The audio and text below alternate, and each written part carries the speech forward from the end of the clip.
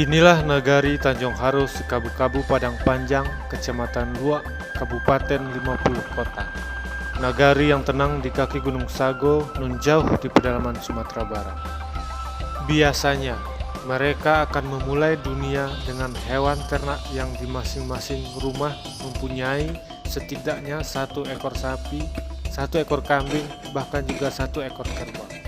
Setiap pagi wajib 1 goni rumput untuk pakan ternak masing-masing. Setelahnya, barulah apa yang menjadi pekerjaan mereka, yaitu sawah dan ladang. Hasil sawah dan ladang biasanya akan mereka olah untuk kebutuhan pokok. Selebihnya barulah dijual untuk tabungan. Begitu tengah hari, segala aktivitas sawah dan ladang biasanya selesai. Maka mereka perlu untuk melepas penat.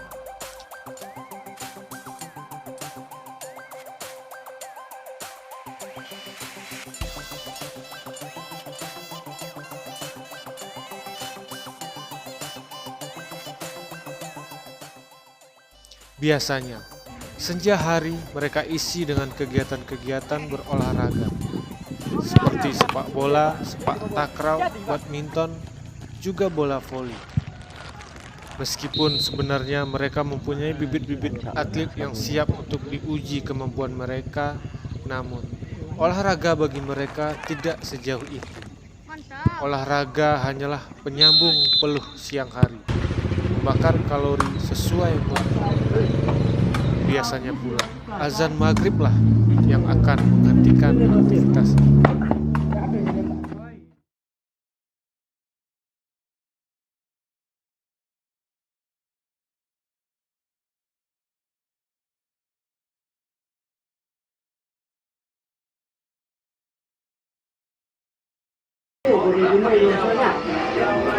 Ba'da maghrib, lapau kembali menjadi pilihan.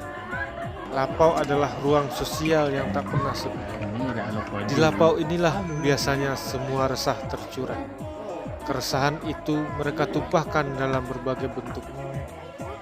Permainan-permainan, ceki, domino, hingga aktivitas-aktivitas kesenian. Tak sedikit pula kesenian-kesenian tradisi tumbuh dari lapau ini.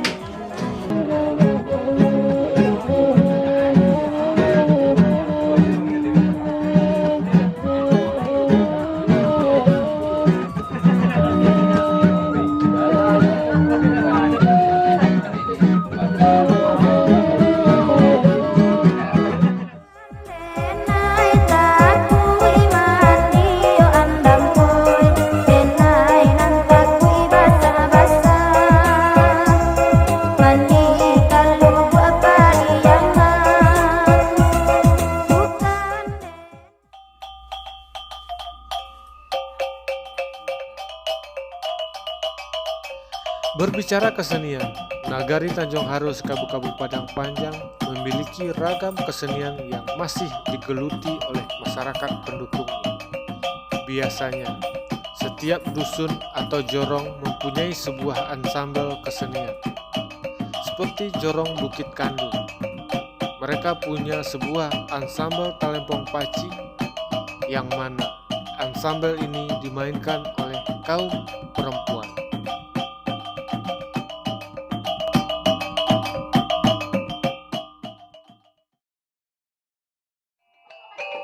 Tak jauh berbeda, Jorong Tanjung Haru Selatan juga mempunyai sebuah ansambel talempong paci.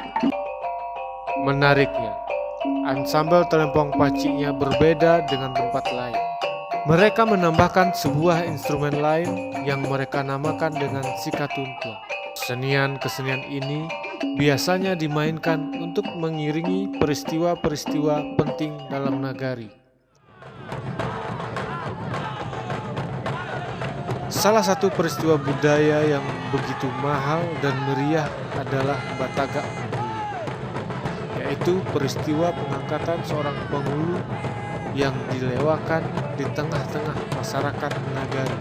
Biasanya dalam peristiwa ini, seseorang yang dinobatkan menjadi penghulu mestilah membantai atau menyembelih seekor kerbau, di mana secara simbolik penyembelihan kerbau punya maksud-maksud tertentu.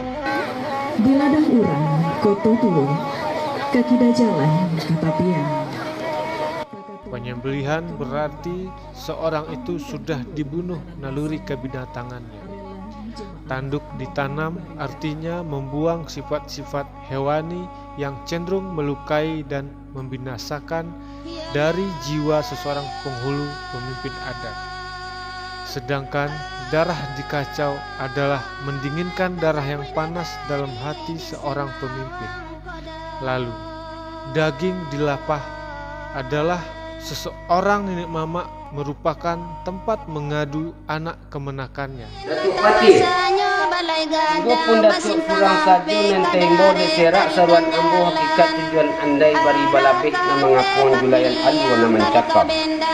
Dek limbambo na malukis sa galu sidang dalam adat nenek mama ibu jibapo bayi pun bana ng kadugo ancau di diri nanti. Mari kabiro, ada pun tawala kata datuk tadi lagi letak di pakat ada kata baju atau pakai dalam dalam di kampung jemaah kami minta izin jadi lah. Tapi semantang lumit, dek lima dua tiga, ibu kata bayi mana tidak tu.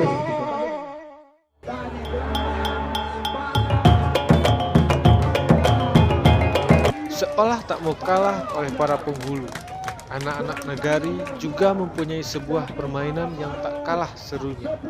Permainan rakyat pacu terbang itik. Konon, di Jorong Padang Panjang hiduplah seorang petani bernama Jamin. Selain bertani, dia juga berternak itik. Ketika pagi-pagi hendak mengeluarkan itik peliharaannya, tiba-tiba 4 ekor itiknya mendahului teman-temannya dan terbang ke dalam lurah. Kemudian, sambil minum kopi di lapau, Pak Jamin menceritakan kepada kawan-kawannya. Kawan-kawannya tersebut mencobakan dan membawa itik-itik tersebut ke tempat yang lebih tinggi dan melemparkannya jauh ke bawah. Alangkah terkejutnya mereka. Ternyata itik tersebut terbang jauh hingga 1 kilometer jauhnya.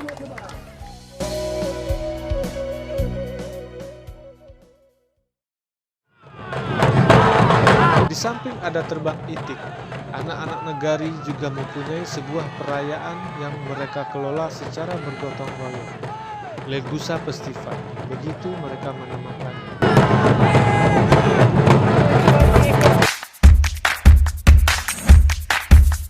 Festival ini berupa mendorong anak-anak nagari untuk memvitalkan kembali kesenian-kesenian tradisi yang sudah lama dimainkan oleh ibu-ibu mereka.